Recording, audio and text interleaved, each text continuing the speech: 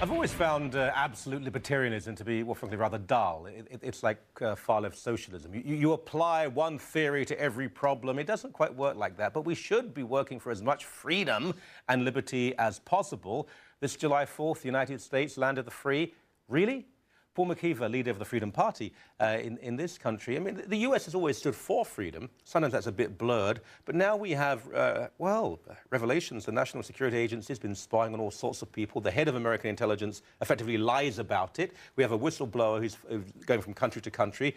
It seems that the Bolivian president, his plane forced to land by the Americans and their allies.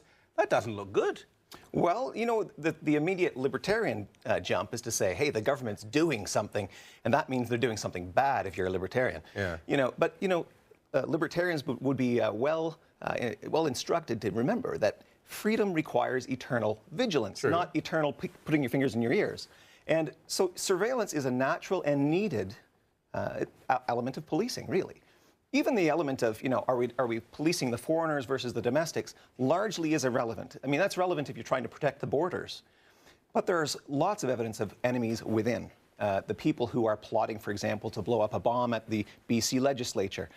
I don't know what was used by the RCMP to track those people, but I'm sure that there was probably some telephone surveillance. Well, the fact that this loser was out in the street screaming about jihad in the middle of the night may have been a bit of a giveaway, even to the RCMP. But look, at the personal level, you go to airports, we all fly, and you see this embarrassing level of insecurity. It doesn't do anything. It's just a way of saying, look how good we are. Yeah.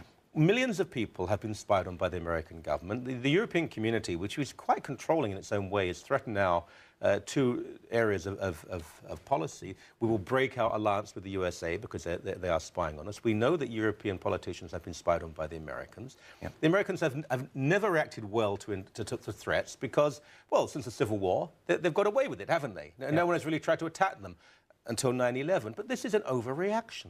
Well, I'm not even sure that it is. Really? I think your emails, my emails, should be spied on by American security? Well, let's put it this way. If you and I are talking about bombing the BC legislature, I think our neighbors want to know that we're planning that. I think the real issue here is, what's the role of government? Well, it's to defend your life, liberty, and property. And as long as the laws are consistent with that, then it doesn't matter how much the government knows, because it can only carry out the law. It doesn't matter how much the government knows, says the leader of the Freedom Party of Ontario. Privacy is not a right. Freedom is.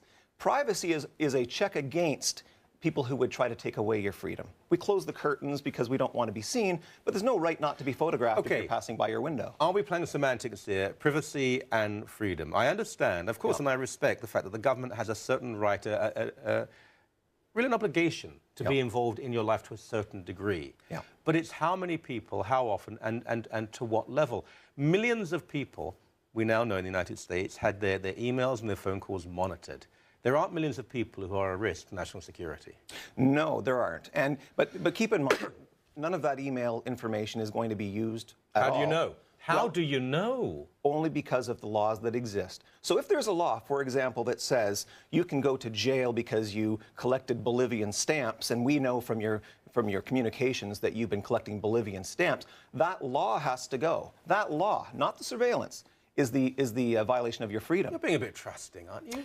No, I'm not trusting at all. In fact, I think the United States has overstepped the bounds of what a legitimate government does. We've talked before about such things as, for example, heavy-handed laws on cannabis, or there might be gun laws that are being abused right now out west. Well, there are. Yes, and so those laws are the problem, not the information collection, because information collection in and of itself has no effect. I mean, it's acting on a law. But I disagree, because unless there is an argument for, then why would we do it? What is the argument for collecting information? Do we assume that American security and intelligence that only continues if there is a threat? I mean, if they say, hey, we're completely safe, everyone loves us, suddenly the money dries up. So they have to keep on, there is a threat, there's a problem here.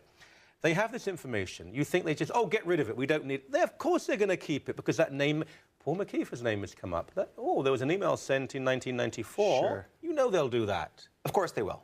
And if I've been up to no good, then good for them.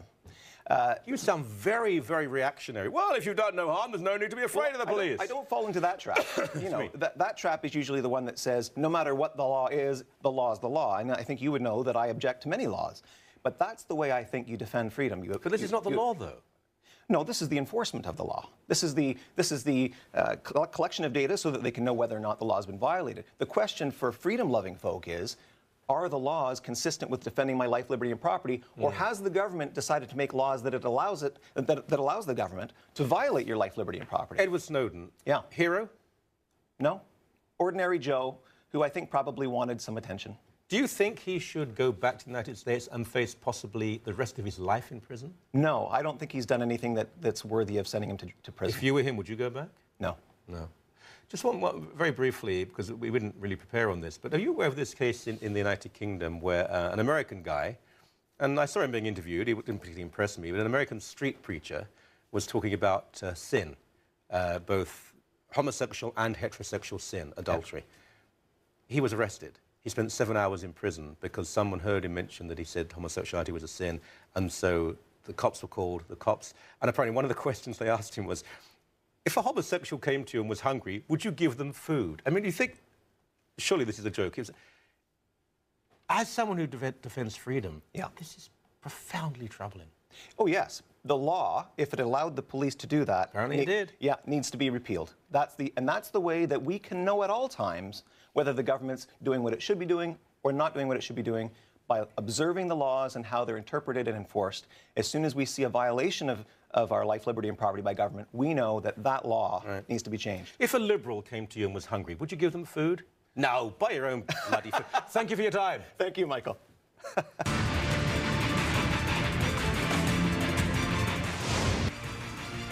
Blasphemy and sanctuary. No, not the 13th century. Now, today, in Canada and Pakistan. You must watch this.